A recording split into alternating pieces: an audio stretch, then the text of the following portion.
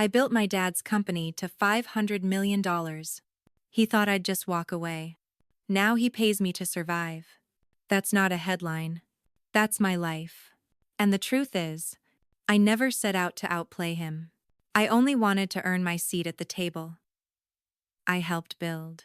Instead, I was given a door and a lesson, one that would take me years and one brutal confrontation to repay in full. My name is Ashley Graham. I'm 34.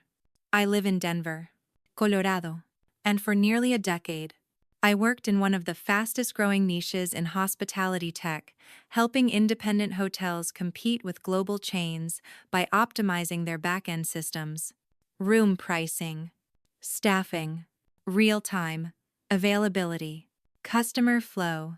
Our software made it seamless. The company I worked for wasn't just any startup.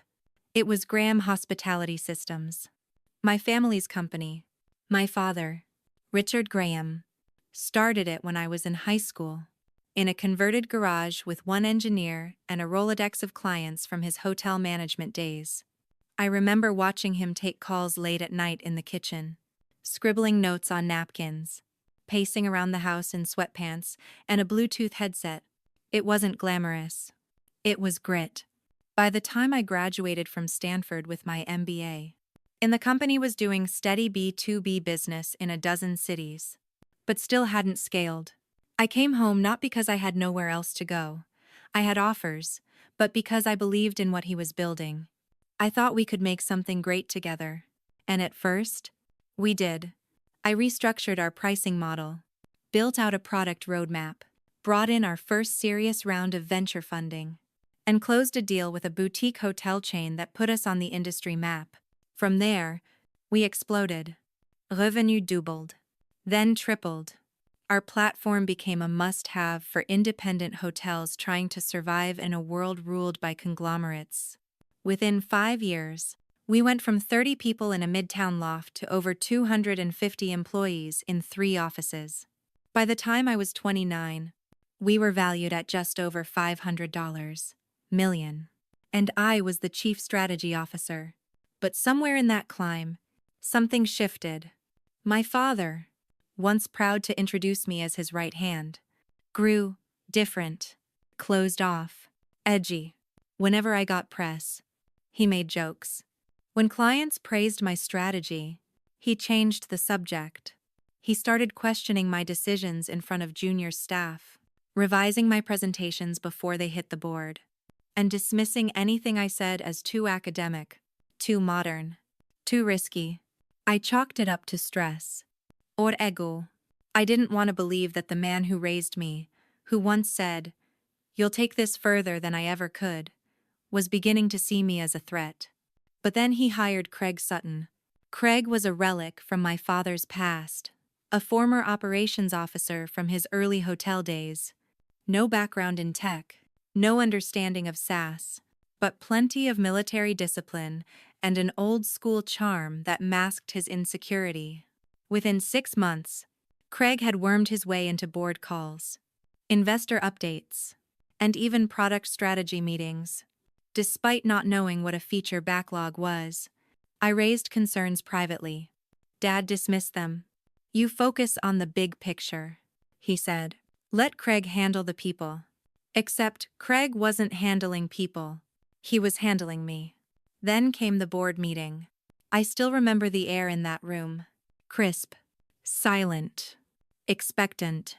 I had just presented a phased expansion into Canada and Western Europe, data-backed, capital light, with strategic partnerships already in progress. It was the kind of forward motion we needed, the kind we built our reputation on. When I finished, there was a brief silence. Then my father stood. "Thank you, Ashley," he said, voice calm. "Before we adjourn, I'd like to announce a leadership realignment." He blinked. A continued. "Effective today, Ashley will be stepping down from her role as CSO.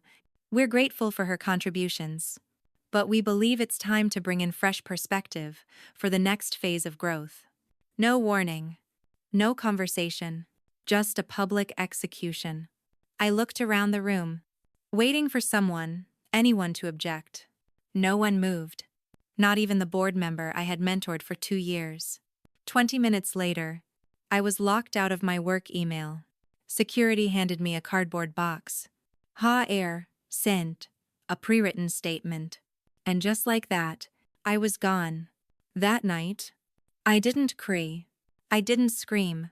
I just sat in silence. Phone off. Blinds closed. I had been erased by the man. I spent 10 years trying to help. Erased from the company, from the story, from the future. I told no one. Not yet. But I started writing. Not a resignation letter. Not a diary entry. A strategy. Quiet. Clean. Methodical. Because if there's one thing my father taught me, it's this. In business, power doesn't always come from the title on your door. Sometimes, it comes from the peace no one sees coming. The days after I was removed from the company didn't feel loud. They felt muted, like someone had turned the volume down on my entire life. I didn't speak to the press. I didn't post anything online. I didn't try to explain or defend myself. I disappeared, partly out of shock, partly because I was watching how Craig stepped into his new role, watching how my father fed the media a carefully worded narrative about succession planning, watching how people I'd once mentored avoided eye contact at industry mixers. Their silence didn't hurt me. It only confirmed one thing. I hadn't just been erased by my father. I had been erased by the entire ecosystem I thought would protect me if I did everything right. 3 weeks after the board meeting, I reached out to the one person I still trusted, Elena Cho. She was our first head of product and someone who left before the culture turned. Now she worked independently, consulting for early-stage startups. We met at a tiny cafe in Boulder. I told her everything, not dramatically, just the facts. When I finished, she stirred her coffee and said, "If they're dumb enough to cut out the only person who understands the market, they'll eventually pay for it. But that doesn't mean you have to play dirty." I nodded. She got it. I didn't want revenge. I wanted to build again. This time, without asking for permission. For the next 3 months, I worked in silence. I started outlining a system that wasn't a reaction to what Graham Hospitality was doing, but a reimagination of what hotel tech could be. I called it Horizon. It wasn't just booking software. It was an adaptive operating system, real-time pricing suggestions, AI-based labor planning, multi-location, integration, and third-party OTA sync, all built for hotels that didn't have the budget or staff of the big guys. At first, it was just a whiteboard full of notes, but I still had my memory. I still had my experience. And more importantly, I still had people who believed in me, even if they didn't say it out loud. I started reaching out, quietly. Former teammates, engineers, product managers, investors who used to text me after board calls saying, "You're the only reason I still believe in this company." Not all of them responded. Not all of them could help. But a few did. One back-end engineer I'd mentored quit his job and started prototyping with me. One of our oldest clients in Austin offered to pilot Horizon for free. And one angel investor wired a seed check with one note: build what they couldn't understand. During the day, I met with potential partners. At night, I wrote product docs and reviewed code. I worked from a shared workspace in downtown Denver with 3 strangers and no window. No one there knew who I was. No one cared. And for the first time in a long time, that felt freeing. I wasn't Richard Graham's daughter. I was just Ashley, a woman trying to build something that mattered. 6 months later, Horizon launched its beta at a low-key hospitality tech conference in Chicago. No booth banners, no branded swag, just a single monitor, a clean demo, and a quiet tagline: real-time tools for real-world hotels. Most people walked past without noticing, but a few didn't. One product director from Avalon Hotels stayed for 15 minutes. He asked sharp questions, took notes, and left his card. "Sinmadik," he said. "Let's talk next week." That night, I sat on my motel bed with my laptop, looking at the raw prototype. Our small team had spent hundreds of hours stitching together, line by line, forecast by forecast. Horizon wasn't built out of revenge. It wasn't designed to outshine anyone. It was born out of necessity, out of being forced to ask myself, what would I create if no one else had control? I didn't know it then, but that meeting with Avalon would change everything. That one quiet connection would lead to our first paying contract. Within a year, Horizon would cover 12% of the independent hotel segment in the Western US. But none of that had happened yet. All I knew in that moment was this: I was back, not with noise, not with headlines, but with something that worked, something people could use, something that didn't need a name to carry it. This time, I wasn't entering a room hoping someone would see my value. I was building something so solid, they'd have no choice but to feel the impact whether they gave credit or not. The demo with Avalon led to a full pilot. What started as one hotel location in Santa Fe turned into 3 by the end of the quarter. We customized the interface, added a direct integration for their third-party booking engine, and built a reporting dashboard based on their exact needs. They didn't ask for vanity features. They asked for function. That was the beauty of working with operators instead of executives. They just wanted something that worked better than what they had. And Horizon did. By month 4, Avalon signed a 1-year contract. Shortly after, 2 more regional hotel groups reached out. Word had gotten around. Not because of PR or advertising, but because of performance. One of our early users posted a screenshot on LinkedIn showing how Horizon helped them predict a 20% drop in off-season demand and adjust staffing accordingly. That post got 300 views in 2 days. A quiet wave started. Not loud, not flashy, but steady. I didn't chase scale. I chased precision. We built only what we could support. We grew only at the pace we could maintain. And I kept my name out of it, not because I was hiding, because I wanted Horizon to speak for itself. Meanwhile, I started hearing whispers about Graham Hospitality. Through back channels, former employees, and the occasional slip from a vendor contact, I learned things weren't going as smoothly as they wanted the world to believe. The new roadmap Craig had introduced my father's strategic next phase had been delayed twice. A bug in the latest update caused a handful of smaller clients to experience overbooking errors. Support tickets were going unanswered. Key engineers I had trained were either reassigned, overworked, or gone entirely. Most telling of all, 2 of the clients I had brought into the company, the ones who used to text me directly, reached out for coffee. "We're just evaluating options," one said carefully. "Nothing urgent." Of course, I didn't celebrate. I didn't trash talk. But I couldn't deny the quiet satisfaction of knowing what I had built wasn't as easily replaced as they'd assumed. Competence doesn't disappear just because someone erases your name. Real value leaves fingerprints. And mine were everywhere. At the 1-year mark, Horizon passed a milestone I hadn't expected so soon. We broke even. Not thanks to funding, but through revenue. Real clients, real contracts, real monthly usage. I remember sitting in the tiny office we still rented on the east side of Denver, looking at the P&L statement with my lead engineer. He laughed when I asked him to double-check the numbers. "Ashley," he said, "you did it without them." I smiled. But part of me knew it wasn't just about doing it without them. It was about doing it without becoming them. We kept going. We expanded quietly into Arizona, then Oregon. We rebuilt our analytics engine using live feedback from frontline hotel staff, and we added a self-guided onboarding system that let smaller clients go live within 48 hours. No long contracts. No pushy sales calls. Just results. Then something strange happened. One of our feature requests came in from a familiar domain, a hotel group I had worked with during my time at Graham Hospitality. One that had once told me directly, "If Richard leaves, we leave." I looked twice. The request was real. They had heard about Horizon. They wanted a meeting. I called Elena.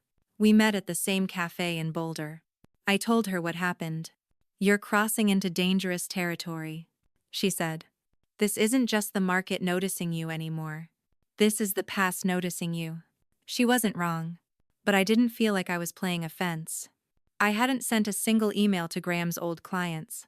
I hadn't called in any favors. I hadn't even mentioned my last name in public since the day I left. All I'd done was deliver. And that's when I realized something. Legacy doesn't just come from your name. It comes from what happens after people stop saying it. What stays? What works? What's remembered when the title is stripped away? Horizon didn't carry my last name, but it carried my DNA. Back at Graham Hospitality, things were unraveling in small but visible ways. A mid-level manager leaked to a blog that the leadership team was divided over product direction. An internal memo about missed targets made its way to a reporter. And then came the layoff. 30 people, quietly pushed out, framed as a restructure. But everyone in the industry knew what it meant. I didn't react. I didn't post. I didn't smile. But I felt it that moment when the tide turns. Not because you forced it, but because you waited, prepared, and focused while others were too busy pretending to win. It wasn't revenge. It was resilience. And it was working. It was around Horizon's 18th month that I noticed the shift, not in revenue, though that was steady, not in operations, though our rollout process was getting smoother by the week. It was in the way people started looking at me during conferences. For the first time since I'd left Graham Hospitality, people in the industry weren't avoiding eye contact. They were initiating it. One operations director from a mid-tier hotel group said, "I've heard about your system. It's leaner than the others." That was all. No mention of where I'd come from. No awkward questions about my last name. Just acknowledgement. That meant more to me than any headline ever could. Still, I avoided the spotlight. I turned down speaking panels. I skipped interviews. Not because I was afraid, but because Horizon wasn't ready for noise. Growth. Yes. Momentum. Yes. But noise. That was a different game. And I'd seen what happened when people confused attention for traction. Besides, I had something more important brewing. One of our engineers had quietly been developing a predictive forecasting model for seasonal volatility using live booking data, weather shifts, and regional event tracking. The prototype was rough, but the results were wild better than anything on the market. And faster, too. I knew immediately what it meant. If we got this right, we'd leap ahead of even the most well-funded competitors. Not just because of technology, but because we listened to what real hotel operators needed: simplicity, accuracy, and control. We began testing it across 5 pilot locations. Around the same time, I received a message from a name I hadn't seen in 2 years. Nicole McPherson, VP of Strategy at Graham Hospitality. One of the few people who had stayed quiet during my exit. Her message was brief. Would love to catch up. Coffee next week. I stared at the screen. It could have been nothing. Or it could have been the beginning of something bigger. I replied with one word. Sure. We met at a Neutral Cafe. Downtown. Off the main strip. She looked the same: polished, composed, efficient. But her tone had changed. Less guarded. More real. After the small talk, she leaned in slightly. I've seen Horizon's traction. People are noticing. She paused. Craig's not handling it well. I didn't reply. She went on. There's tension inside. Sales isn't hitting targets. Products missed 3 deadlines. Some of your old clients are requesting features we can't deliver without rebuilding core infrastructure. She sipped her coffee. We never understood how much of that system was you. I wanted to feel vindicated. I wanted to lean back and say, I told you so. But I didn't. I just asked, why are you telling me this now? Nicole looked me in the eye. Because this industry doesn't forgive mistakes. And right now, You're the one building something that works. Then she hesitated. Off the record. The board is asking more questions than usual. Richard's not answering them. That evening, I sat alone and thought about how fast tides turn. 1 year ago, I was being walked out of the very company she now admitted couldn't function without what I'd built. It wasn't just about tech. It was culture, process, discipline. I hadn't just been a strategist. I had been the architecture, and no one noticed until I left. 3 weeks later, Graham Hospitality lost one of their longest-standing clients. Not to Horizon, but the reason they left, according to what a contact quietly passed on, was product instability and lack of clear leadership. The irony wasn't lost on me. They removed me in the name of vision, and now they were struggling to see it all. Meanwhile, our forecasting tool rolled out publicly. We didn't announce it with banners or flashy demos. We sent a single email to our active client base with one line, "Your next season just got smarter." The adoption rate tripled in a month. Support tickets dropped by 40%. More importantly, retention hit an all-time high. Clients weren't just trying Horizon. They were staying. I could feel the pressure starting to build, not on me, but on Graham Hospitality. We hadn't crossed paths directly yet. No legal disputes. No public shots fired. But we were now occupying the same space. And people were beginning to compare. One tech columnist, in a passing remark, wrote, "It's unclear how Graham plans to compete long-term when smaller, more adaptive platforms like Horizon are gaining serious ground." I read that line 3 times. I had never said a word publicly about my history. I never mentioned my father, never gave interviews. But somehow, the truth had begun to surface anyway. Not through scandal, but through contrast. I wasn't chasing them. I was outpacing them. And everyone was starting to notice. It didn't feel like revenge. It felt like gravity. When you build something that actually works, the world shifts toward it slowly, but inevitably. The first time Horizon appeared on Graham Hospitality's competitor analysis slide deck, I heard about it through someone on the inside. A former sales lead who had once worked under me sent a screenshot with no comment. Just the logo, circled in red, beneath a bullet point that read, "Emerging threat, pricing flexibility, faster product iteration." It was surreal. My name wasn't mentioned, but I knew exactly what it meant. We weren't just playing the same game now. We were changing the rules. At the same time, our data showed something unexpected. A small but growing segment of our inbound leads were coming from former Graham clients. Not just the ones I had worked with personally, those made sense, but others I had never touched. It was clear word had spread, not just about Horizon software, but about the stability we offered. In a space where vendor trust was everything, our consistency had become our edge. I didn't weaponize it. I didn't need to. All I had to do was hold the line and keep building. Meanwhile, Graham Hospitality's leadership cracks were no longer rumors. Their chief product officer resigned without a successor. A major integration project failed to go live on time. Their sales team began offering aggressive discounts to retain accounts that weren't even up for renewal. It wasn't sabotage. It was math. When you prioritize control over competence, the numbers always catch up. Then something happened that changed the trajectory again. One of Horizon's early investors called and said a regional holding company was interested in acquiring minority stake.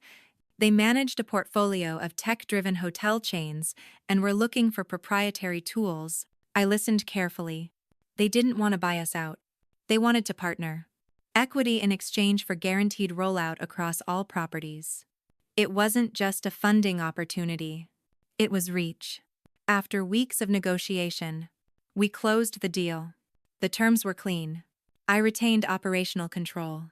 The cash infusion gave us a 2-year runway. And within 90 days, Horizon would be deployed across 74 hotel locations. That move alone pushed us into a new category. We weren't a scrappy upstart anymore. We were infrastructure. The morning the contract was signed, I walked past the old Graham building. I hadn't planned to. I was heading to a client breakfast across the street.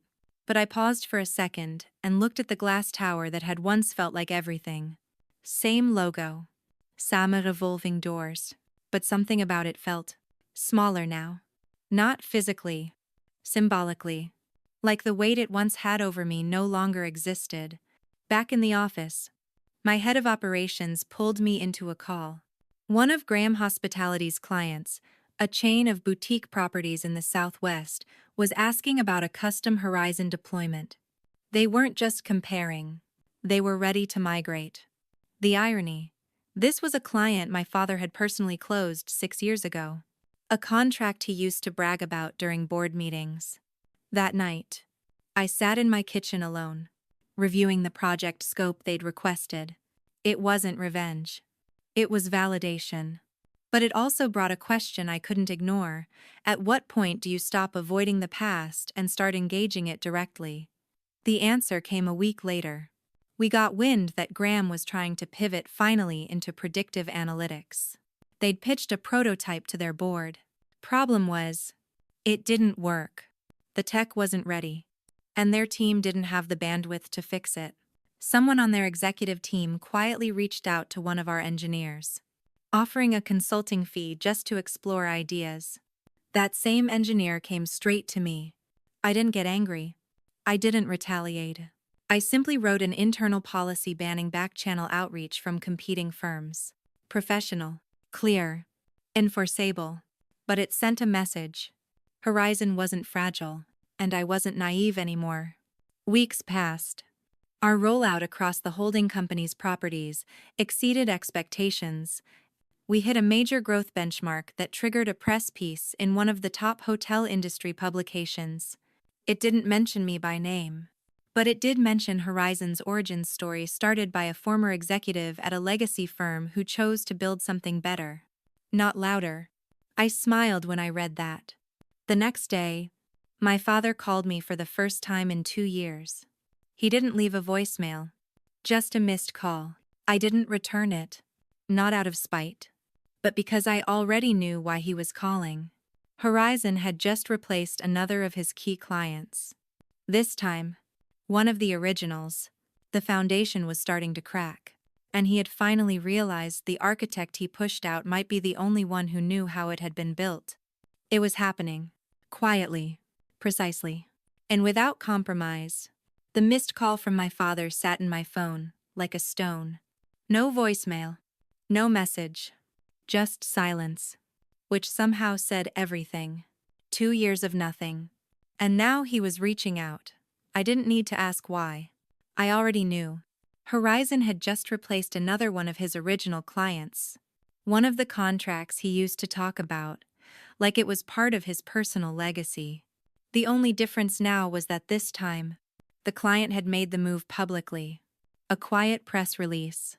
A mention in a trade newsletter. Just enough for people in the industry to connect the dots. I didn't respond. Not out of anger. Not out of pride. I just didn't see the need. Because I wasn't in a fight with him. I was running a company. One that worked. A week later, I got a message from Nicole again. You should know. It began. Things are shifting. Apparently, Graham's board had called an emergency session. Not because of Horizon specifically, but because of performance, missed targets, shrinking pipeline, high churn. Their quarterly numbers had dropped below projections 3 quarters in a row, and lenders were starting to ask hard questions. The board's not united, she said. But cracks are showing. They're asking about contingency plans, about external leadership. She didn't say it outright, but I knew what she was implying. They were circling, looking for a solution to a problem they had helped create. 2 days later, one of Horizon's engineers forwarded an internal Graham memo that had leaked through a vendor. The memo laid out a quiet restructuring plan. It included potential layoffs, department consolidations, and most importantly, a line item that read, Leadership Transition Strategy, Pending board approval. That wasn't rumor. That was roadmap. Still, I didn't gloat. I didn't forward the memo to anyone. I didn't make a sound. Because none of this had been my plan. I hadn't spent 2 years building Horizon to make anyone look bad. I built it so I wouldn't need to ask permission ever again. But I knew what was coming. When a company starts to lose faith in its own leadership, it doesn't take long before the questions become decisions. And sure enough, the next call didn't come from Nicole. It came from Noah Keene, a senior board member I hadn't spoken to since my final board meeting the day I was removed. We met in a private room at a restaurant in Cherry Creek. He was calm, measured, said all the right things. "We've been watching your progress. You've handled everything with integrity. We may have made some assumptions back then." I let him talk. Then, he got to the point. "If there were a path back, would you take it?" It took me a moment to respond, not because I didn't know the answer, but because I needed to be sure he was asking the right question. A path back, to what I asked. He shifted. To Graham Hospitality. In some form. Maybe leadership? Maybe advisory. The board is open. I shook my head. I'm not looking to return to the thing that pushed me out. I've already built something better. He nodded slowly. That's what we're afraid of. That line stayed with me for days.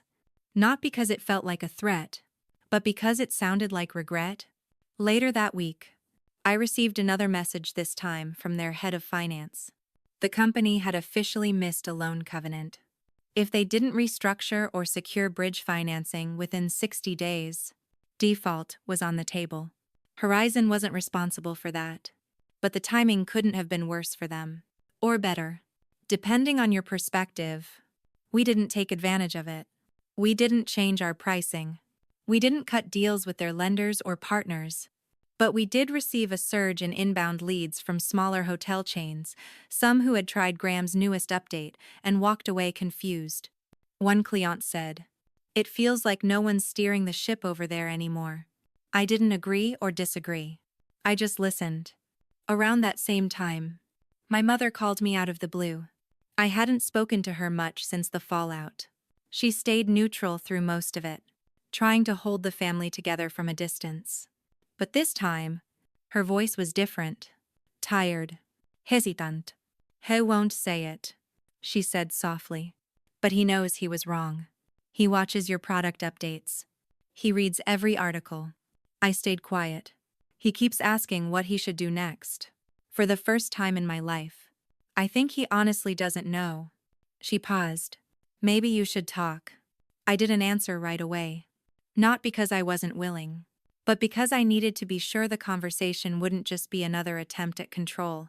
I had spent too long building something rooted in clarity to walk back into confusion. But I also knew one thing: the company he once founded, the company I had helped shape, was on the edge. And the person he once pushed away might be the only one who could stop it from collapsing entirely. It was almost midnight when the doorbell rang, and I knew before I even checked the window who it was. My father stood there alone. No driver. No assistant. No briefcase. Just a man in a wrinkled blazer, too formal for the weather, with a look I hadn't seen on him in years. Defeated. Uncertain. I opened the door without a word and stepped aside to let him in. He paused for a second, eyes scanning the hallway, like he was trying to place himself in a life he had never made room for. We walked silently into my home office, where the only light came from my laptop still open on the desk, its screen glowing with the quiet rhythm of late-night work. He sat down heavily. Not with the confidence of a man used to giving orders, but with the weight of someone who had finally run out of them. I sat across from him, waited, and watched as he hesitated, then said in a voice that was lower than I remembered, "The company's in trouble." I stayed quiet. He glanced at the floor like it held the script. He didn't want to read aloud. "We missed another loan covenant. The bank's calling it in. If we don't restructure within 30 days, we're going to lose everything." It wasn't dramatic. It was mathematical. He wasn't looking for pity. He was looking for help. So I asked, "Do you think I can fix it?" He didn't even pause it. I know you can. For a long time, neither of us said anything else. I studied the man across from me and tried to remember the last time I saw him like this, not furious, not defensive. Just quiet. No headlines. No bravado. No mask. Just a founder at the edge of collapse. He spoke again. I thought pushing you out would protect what I built. But what I built stopped working the moment you left. You weren't just a piece of the machine. You were the one keeping it together. I didn't flinch. I didn't offer him a way to save face. I just told him the truth. I'm not interested in coming back under your name or under your shadow. If you want a real shot at saving the company, it needs to be rebuilt with transparency, with discipline, and without fear. Then I opened the drawer beside me and took out a folder I had prepared months earlier. Not because I was waiting for this moment, but because I had known something, like it would eventually come. Inside was a full 90-day restructure plan, complete with cash flow modeling, personnel alignment, and a hybrid integration proposal that would allow Horizon's infrastructure to quietly support Graham Hospitality's back-end operations while the company stabilized. I slid it across the table. This is what I'm willing to do. I take over as CEO. You move into a non-executive chairman role. You step away from operations completely. The board is restructured with at least 3 independent directors, added within 60 days. All decisions go through the new governance model. No exceptions. He didn't argue. He didn't raise his voice. He simply opened the folder and read, flipping page by page with a slowness that made me wonder if he was actually absorbing it or just trying to keep his hands busy. When he got to the final page, he looked up and asked, "And what happens if the board doesn't agree? Then I don't come in. I won't save something that still wants to pretend it doesn't need saving." He nodded.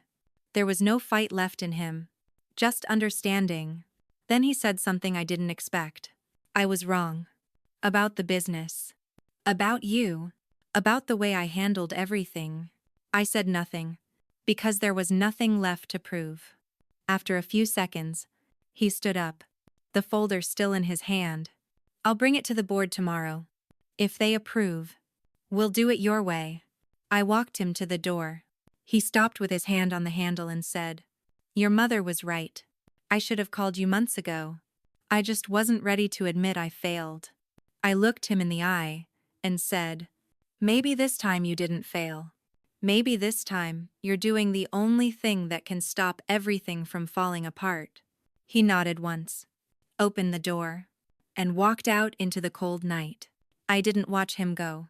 I just closed the door and stood still in the silence. I didn't feel victorious. I didn't feel angry. I felt focused. This wasn't about reclaiming something that had been taken. It was about stepping into the role I had already earned years ago. Now, with full clarity and full control, the company wasn't mine because someone handed it to me. It was mine because I had already rebuilt what they thought they could replace. And now, if the board said yes, I wouldn't just be saving what was left. I'd be shaping what came next. The board meeting happened on a Thursday morning, inside the same glass conference room where I had once been publicly stripped of my title with no warning, no conversation, and no dignity. But this time, I walked in not as someone hoping to be heard. I walked in with a signed deal memo from our primary investor, a restructuring plan already vetted by 2 of their largest lenders, and a personal guarantee from the holding company backing Horizon's systems integration. I wore no anger, just precision. The board members were already seated when I entered, folders open, eyes sharper than they'd been 2 years earlier. Some of them wouldn't meet my gaze. Some did. Noah Keane was the first to speak, his tone more formal than I remembered. "We're here to vote on the proposed transition plan, presented by Ashley Graham." He paused for a second. "For the record, this is being considered due to material breach of loan covenants, operational instability, and ongoing performance decline." He nodded once in my direction. "You may proceed." I didn't waste time. I walked them through every phase: debt restructuring, product stabilization, team consolidation, vendor retention, and executive realignment. I laid out the exact budget cuts I would implement, the culture rework I would lead, and the system migration that would use Horizon's infrastructure to quietly stabilize their backend in under 60 days. I made no excuses. I named no names. I simply showed them the plan that could save the company. When I finished, I closed the folder and said one sentence: "This is not a temporary solution. It is a complete reset. And if implemented fully, it will work." For a moment, no one said anything. Then one of the directors, a man who had once voted to remove me, cleared his throat. "I believe this is the most clarity we've had in over a year." Another nodded. "I support it." One by one, they voted. Unanimous. 11-0. No abstentions. No delay. My father didn't speak until the end. His voice was steady but smaller somehow. "The board accepts the transition, effective immediately. Ashley Graham is appointed Chief Executive Officer of Graham Hospitality Systems." There was a quiet shuffling of papers, a nod from legal counsel, and that was it. No champagne, no applause. Just a transfer of power that felt less like a return and more like a correction. After the meeting, I didn't linger. I walked through the hallways that used to know me and found them quieter, older. Some of the same employees were still there. Others were gone. The office manager gave me a small smile as I passed. "Welcome back, Ashley." I nodded. But I didn't stop. I had no interest in nostalgia. I had work to do. The first thing I did as CEO was issue a quiet memo. No blame. No chest thumping. Just a clear outline of what would happen next. New structure. New expectations. Same mission. My second move was to call a meeting with the department leads. Not in the boardroom, but in the team space, where the real work happened. I asked them one question: what's still working? And what broke after I left? The answers came slowly at first, then more freely. People weren't afraid to be honest anymore. Because I wasn't there to punish. I was there to repair. That night, as I sat alone in the office, lights dimmed, the city glowing quietly outside the window, I let myself feel the moment, not as a victory, but as a beginning. I wasn't the same person who once begged to be seen. I didn't need their validation. I had already built something that proved I could lead. Now I had the chance to apply it where it had started. Not for legacy, but for continuity. As I shut down the computer and walked to the elevator, I passed the wall where the founder's portrait used to hang. It had been taken down during the rebranding. I didn't ask where it went. Some legacies need to be remembered. Others need to be redefined. And some, if you're lucky, I get rewritten completely. Not with speeches, but with systems that hold up even when no one's watching. That was my plan for Graham. Not to reclaim my seat, but to build one no one could take away again. The first 6 weeks back, as CEO, moved fast. Not with fanfare, but with urgency. I didn't spend time reflecting on what had been lost. I focused on what could still be salvaged. The financials were worse than I expected. Cash reserves were dwindling. Several key vendors were owed back payments. And employee morale had cratered after a year of layoffs, confusion, and short-term pivots that led nowhere. I started with what I knew: clarity. I restructured the product roadmap, scrapped the bloated features that had stalled development, and recentered our entire platform around reliability. The company didn't need reinvention. It needed restoration. I quietly onboarded a small task force of engineers from Horizon, not to replace the current team, but to augment them. I didn't parade it around. I just made sure they worked alongside the people who still believed in this company enough to stay. We didn't need heroes. We needed systems. Within 3 weeks, support, ticket, backlog dropped by half. Our core product stabilized. Uptime improved. And for the first time in months, Clients began renewing without needing incentives. On the people side, I sat down with every department head one by one. No agenda, no judgment. Just one question: what was holding you back? Some hesitated. Others spoke plainly. Most of the stories were the same. They weren't afraid of the work. They were afraid of being ignored. So I listened. And when I made changes, I pointed directly to their input. Not as a gesture, but as a blueprint. Culture doesn't rebuild with slogans. It rebuilds with proof. Meanwhile, I met with our lenders personally.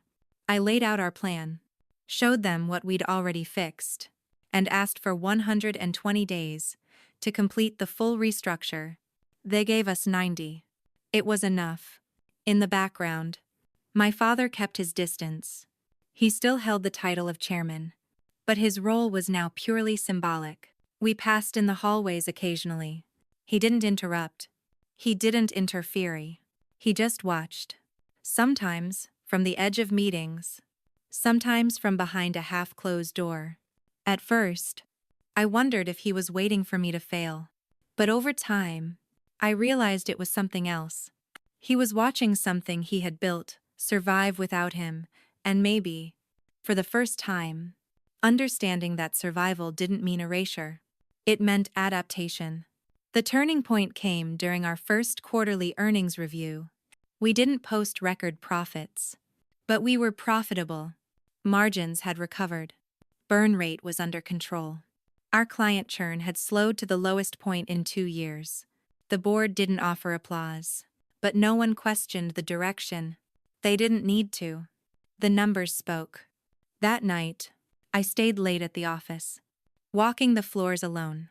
Some of the spaces still felt haunted by what had happened, by the silence, the sudden departures, the trust that had been slowly eroded by decisions made in closed rooms. I didn't want to wipe that history clean. I wanted to layer something new on top of it. Not to forget, but to outgrow it. On my desk sat a photo from the early days, meAtre, my father, and 2 of the original engineers, smiling after our first major deal. I didn't feel angry when I saw it. I felt grounded. Everything we had built, everything we had broken, and everything I had now rebuilt was real. And it mattered because people's lives were tied to it. Their paychecks, their hours, their belief in something bigger than survival. The next morning, I announced a quiet but important shift. Horizon and Graham would now operate as a single entity under one system. Not a merger. A unification. I didn't use language like acquisition. I didn't mention who saved who. I just said, this is how we move forward together. It was the right decision. Operationally, it gave us leverage. Strategically, it gave us speed. But symbolically, it meant something else. It meant that I no longer needed to prove I was right. I just had to keep proving we could lead. That week, an industry article ran a headline that made me stop and reread it twice. The quiet return of Ashley Graham, how clarity, consistency, and control rebuilt a company in decline. I didn't repost it. I didn't need to, but I saved the article anyway. Not because it praised me, because it captured something deeper. This wasn't a comeback. This was a continuation of something I had never stopped doing, even when no one saw it: building, leading, repairing. One system, one conversation, one decision at a time. And for anyone watching from the outside who had ever been dismissed, sidelined, or erased, I wanted them to know, you don't always have to fight to be heard. Sometimes, you just have to outlast the noise and keep doing the work. The anniversary celebration was held at the very hotel where my father and I had once pitched our first major enterprise deal, back when I still believed loyalty alone could keep a company standing. Now, almost a decade later, the ballroom looked nearly the same: polished wood floors, silver chairs arranged in perfect symmetry, centerpieces that tried a little too hard. But the tone was different. This wasn't about bravado or inflated numbers. It was a recalibration. A room full of partners, clients, and employees who had seen the fall, the rebuild, and the slow, deliberate rise that followed. I stood backstage reviewing the speech I had written but wasn't sure I would deliver. I never liked the spotlight. I didn't need applause. But I knew that moments like this weren't about ego. They were about memory. And in this case, about rewriting the final chapter of a story that had once been ripped out of my hands. My father arrived late, slipping into the room without ceremony. He stood near the back, not hidden, but not seeking attention either. I hadn't seen him speak in front of a crowd since the day he announced my removal. Tonight, he wasn't speaking. I was. When they introduced me as CEO, the applause wasn't thunderous. It was steady, solid, earned. I stepped up to the podium and didn't start with numbers. I started with truth. I said this company had been through almost every kind of storm a business could face. Economic shifts, internal politics, failed rollouts, broken trust. I didn't name names. I didn't tell them who caused what. I told them what held. The people who stayed, the clients who gave us second chances, the systems that didn't crash, and the belief that quiet leadership is still leadership. Then I told them something else. That rebuilding isn't about returning to what was lost. It's about building something so stable, so functional, that no single ego or title can destroy it again. And then I paused, looked at the room, and said what I had never said publicly until that moment. I didn't come back to be proven right. I came back because I wasn't done building. After the speech, people came up to shake hands, offer small congratulations, or share personal stories. Some I remembered. Some I didn't. But they all seemed to know the arc. They had seen the gap between who I was and who I had become, and it reminded them of their own gaps, their own unfinished arcs. I slipped out early, as I always do, avoiding the photos, the interviews, the follow-ups. I walked through the back hallway to the parking garage, where the city felt cooler, quieter. My father was there, leaning against the side of his car, coat folded over one arm, eyes unreadable. We stood in silence for a few seconds before he said, "You didn't have to include me in that speech." I know, but I did. Not because of obligation, but because the truth includes you too. He looked down at the ground like he had something else to say, but instead, he just nodded. Then he said, "It's better now than it ever was under me. And I don't mean the numbers. I mean the culture, the calm, the trust.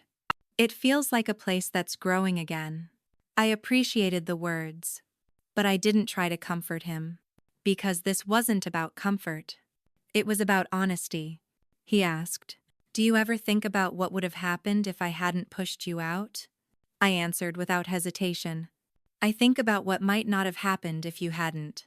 And I meant it, because without that moment, I wouldn't have started Horizon. I wouldn't have learned what I was truly capable of. I wouldn't have built the resilience that kept this company alive when it was hanging by a thread. We shook hands, not a ceremonial handshake, just two people acknowledging a long road, unevenly traveled. Then I got into my car and drove home. Later that night, as I closed my laptop and turned out the lights, I thought about every person watching this story unfold from a distance. The people who were underestimated, sidelined, or told they weren't ready. The ones who gave everything to something they believed in, only to be erased when it started working. And I realized this story wasn't about revenge. It was about return, not to where you were, but to who you are when no one else is validating it. So, if you've ever been pushed out of the room you built, don't waste time yelling at the door. Just go build a better room, and when they knock someday, you'll be ready with silence, with systems, and with something that works whether they believe in you or not. What would you have done if someone erased your name from what you helped build? And would you have had the patience to let your work answer for you?